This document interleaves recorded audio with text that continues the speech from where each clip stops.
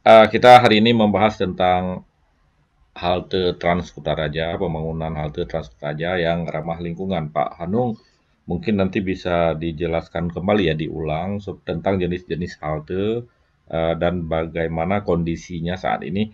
Tapi sebelum itu ada pertanyaan lagi nih, masih dari Pak Bunai Hartop ini. eh, Nanti mungkin jadi catatan sambil Bapak menjelaskan tentang jenis-jenis halte. Pas bangun halte, apa ada dilibatkan para penyandang disabilitas, Pak? Katanya. Biar pembangunannya sesuai dengan apa yang mereka harapkan. Jadi mungkin bukan cuma yang penyandang disabilitas pakai kursi roda atau yang mungkin juga yang tidak bisa melihat atau gimana, Pak ya. Sehingga semuanya pas sesuai dengan semua disabilitas yang disandangnya. Kemudian Pak Edo Mardani juga bertanya, apa ke depan ada penambahan bus dan koridor baru Trans-Utaraja ini? Itu ada dua pertanyaan yang masuk melalui Facebook serambinews.com, Pak ya. Kemudian rekan Moda juga bisa menitipkan pertanyaan ataupun saran-saran terkait dengan uh, halte maupun terkait dengan pelayanan Trans-Utaraja sehingga kita bisa dialogkan dengan Pak Hanung di sini. Kalau misalnya melihat ini sampah, jadi nggak harus di Facebook diumbar di Facebook dulu, kita bisa tanyakan di sini sehingga bisa dicarikan solusi, artinya bisa pihak di sub juga terbuka ini menerima kritik saran dengan harapan kita ingin memberikan perubahan. Ya Pak Hanung, ya demikian Pak Hanung. Ya, Dua pertanyaan tadi, kemudian juga Pak Hanung bisa menjelaskan kembali tentang jenis-jenis halte dan berapa jumlahnya, bagaimana kondisinya. Silakan Pak. baik, baik, baik. Eh, pakai gambar nggak? Oke, nanti dari mereka. Oke, baik. Mungkin dari awal, kalau kita melihat halte ataupun prasarana daripada Transkutaraja, khususnya halte ini adalah eh, untuk halte yang permanen, ya, yang permanen itu yang sudah dalam bentuk konstruksinya itu kokoh, yang beton, ya, itu Ya. terdapat 90 unit, ya, itu seperti yang digambar kita lihat halte permanen 90 unit di 6 koridor, baik itu yang ada di Banda Aceh maupun Aceh Besar. Hmm. Ya, fasilitas yang ada di halte permanen tentu lebih lebih lengkap dibanding sama yang non permanen atau portable lah. Tipe Hmm. A dan tipe B, karena di situ memang sudah kita desain semaksimal mungkin, dan itu juga kerjaannya di awal, ketika awal-awal pembangunan di Transkutaraja. Tentu kita sangat fokus waktu itu. Kemudian waktu berjalan, banyaknya permintaan masyarakat, kemudian adanya terjadi beberapa permasalahan sosial seperti yang kita sebutkan tadi, maka muncul beberapa inovasi untuk membuat halte itu portable, tetapi tetap dia ramah terhadap disabilitas. Muncullah halte tipe A, tipe B, dan halte portable sendiri. Tipe A kita lihat itu ada 7 unit di 6 koridor, ya, di Ya. mana tipe A ini sebenarnya itu gambarnya ada satu gambar lagi, dia terdapat kanopi, tempat menunggu penumpang. Nah, dan RAM-nya itu sudah bagus untuk pengguna disabilitas, artinya bisa dilalui oleh disabilitas. Kemudian untuk tipe B itu terdapat 15 unit, ya, di 6 koridor. Dia sudah juga bisa dilalui oleh disabilitas, ya. Kemudian yang portable, yang terakhir ini portable ini awal sekali dulu ketika permintaan begitu banyak, ya, makanya itu kan 53 unit itu. Dengan apa, prinsip efisien efektif tadi kita ciptakanlah seperti itu untuk para pengguna Transkutaraja. Nah, sehingga dia ada 53 unit di 6 koridor. Nah, Ya. terkait dengan pertanyaan pertama tadi, bahwasanya apakah dilibatkan, kita sampaikan bahwa desain dari untuk portable awal itu kan memang belum kita libatkan itu, Bang Zainal. Tetapi kan Ya. kemudian muncul ada beberapa bahasa kalau bisa untuk disabilitas diakomodir. Nah, dari apa namanya, pernyataan-pernyataan tersebut muncullah yang tipe A dan tipe B. Jadi kita mengakomodir hal-hal yang Hmm. disampaikan oleh rekan modal maupun para netizen, sehingga kita ciptakan bentuk tipe A dan tipe B. Nah, yang itu kan mereka sudah bisa mengakomodir itu, sudah bisa untuk menggunakan tipe A dan tipe B terhadap Transkutaraja. Nah, Iya. itu yang pertanyaan pertama tadi. Yang kedua, apakah ada penambahan bus baru gitu tahun Iya. depan? Mm-mm. Kita dapat kami sampaikan juga Transkutaraja ini kan memiliki 6 koridor dan merencanakan feeder namanya. Jadi jalur feeder itu adalah yang jalur bukan second jalur ya, lebih kecil jalurnya daripada koridor. Istilahnya pengumpan, membawa masyarakat yang menggunakan Transkutaraja dari beberapa zona-zona yang agak jauh untuk dibawa ke koridor utama gitu. Dan itu sudah Mm-mm. direncanakan 6 koridor, di mana di dalam anggaran kita merencanakan ada 25 unit penambahan bus, tapi busnya bus listrik nih Bang, karena kan Aceh Green Iya. nih sesuai dengan programnya Pak Gubernur. Iya, iya, iya. Nah, jadi target kita tuh Aceh Green itu di tahun depan itu kita menggunakan bus listrik. Nah, jadi bus listrik 25 unit ini dapat melayani ke 6 feeder yang sudah kita targetkan untuk 2021. Jadi kita harapkan seperti itu, walaupun kalau kita lihat perencanaan saat ini baru setengah nih tertampung di anggaran nih, Bang. Doakan aja biar 25 unit tertampung total gitu. Hmm. Seperti itu mungkin, Bang. Ya, tentang ini selanjutnya tentang pembagian halte tiap koridor ini gimana ini, Pak? Itu di koridor 1 ya kita melihat ya pembagian halte tiap koridor Ah, ya. Itu di koridor 1 itu ada halte permanen 24 unit. koridor satu Portable-nya itu dari mana, Pak? Dari koridor mana? 1 itu dia dari pusat kota Darussalam. Pusat Jadi kota sampai ke ke Masjid Jami. Darussalam. Ya, dari pusat kota ke Masjid Jami ya. Di situ Hmm. ada 12 unit angkutan kita Transkutaraja kita. Kemudian ke Hmm. 2A itu Hmm. dari itu yang ini yang ke bandara.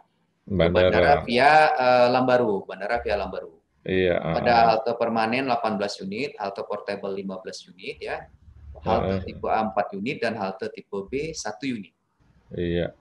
Kemudian yang di 2B ini jalur terpendek ini. 2B ini Ulele ini. Jadi Oh, ada Lili. 13 yang permanen ya. Iya, Kemudian ada 3 unit yang halte tipe A, yang portable 3 unit dan tipe A 1 unit. iya, iya.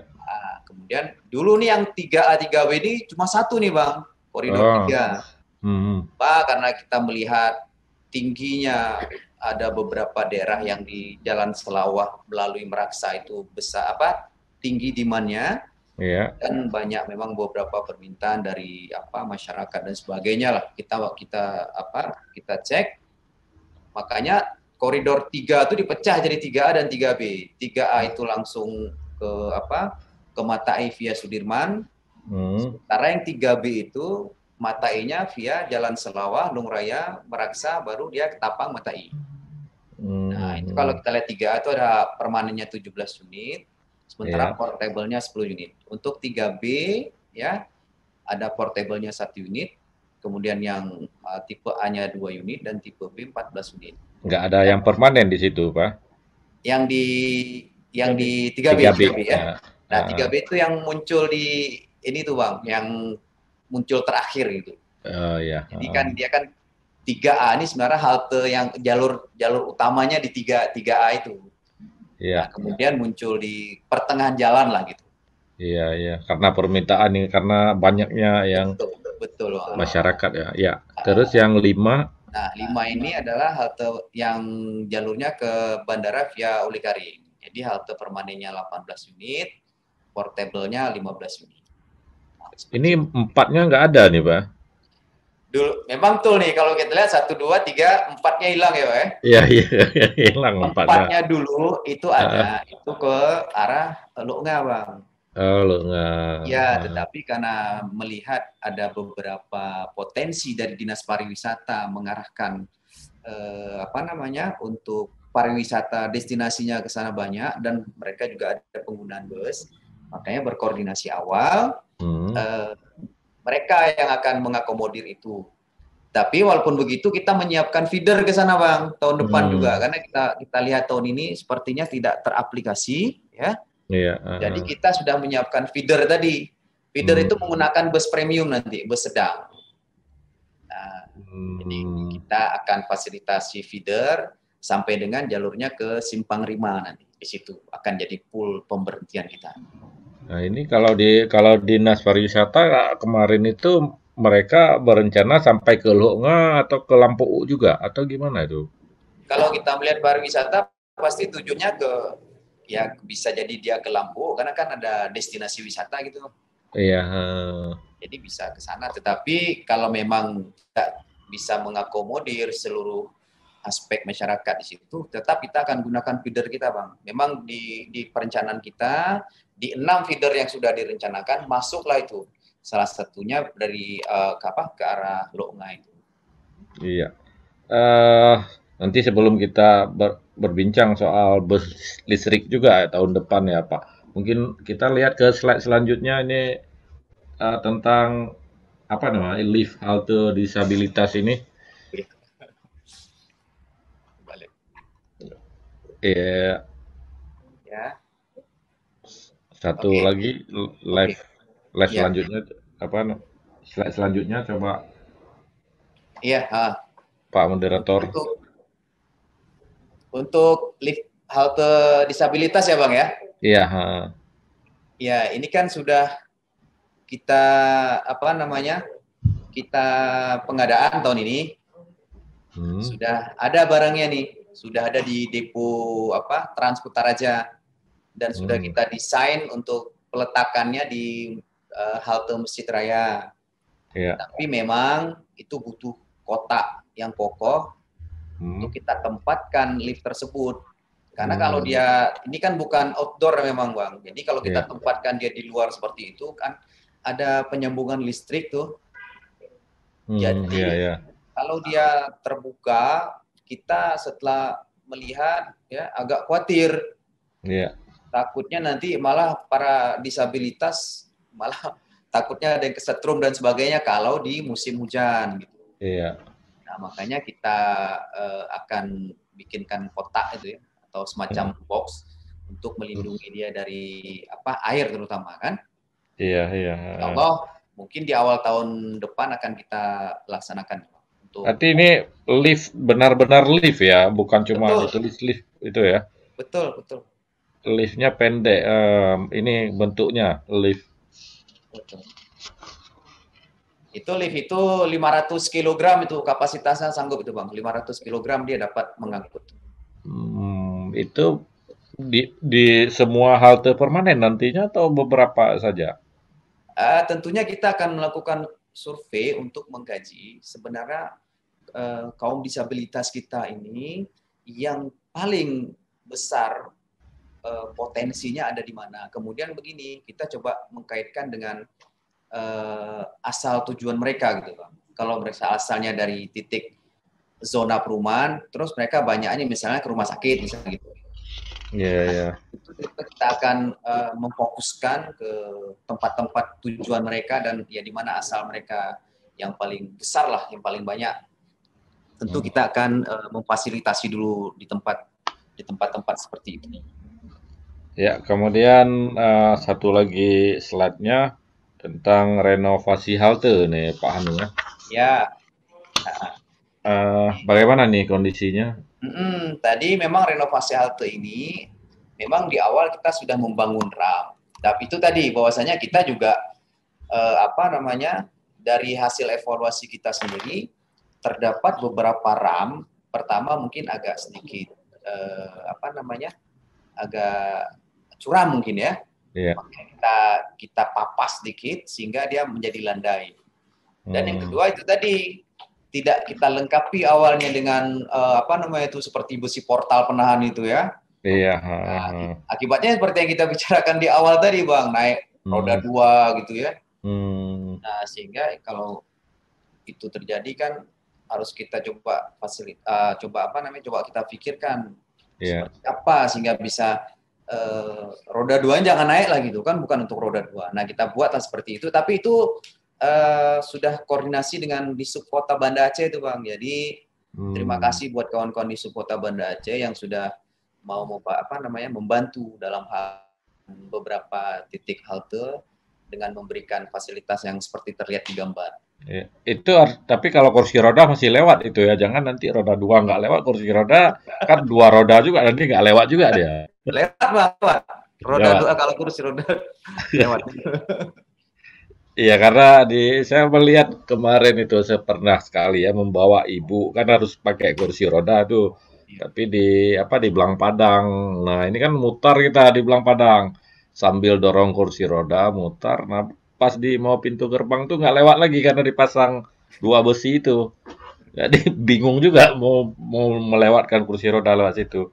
Dan semoga ini bisa diantisipasi lah di sub ya supaya hal-hal seperti ini kita mau bangun fasilitas untuk disabilitas, maka mungkin dari tadi Pak Bunai itu menyarankan harus bawa coba coba dulu nih dorong kursi roda di situ dengan segala macam fasilitas sehingga ketika kita bangun fasilitas untuk disabilitas malah disabilitas nggak bisa mempergunakan ke Pak Hanung ya. Ya, Kita jeda sejenak lagi nih Pak Hanung, nanti sebelum kita akan tiba di sesi akhir, ada beberapa pertanyaan juga masih di komentar Facebooknya serambinews.com.